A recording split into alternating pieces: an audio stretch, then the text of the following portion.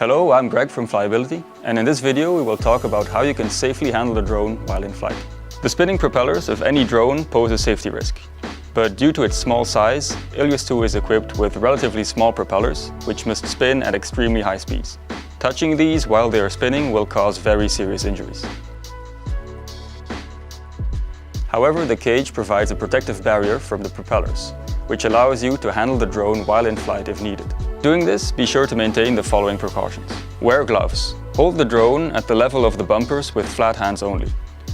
Beware that any damage to the cage will reduce its ability to protect the drone from impacts and you from the drone. Broken pentagons also have sharp edges, which is another reason to wear gloves. If you must grab onto the cage, grab it at the top to keep your fingers as far away as possible from the propellers.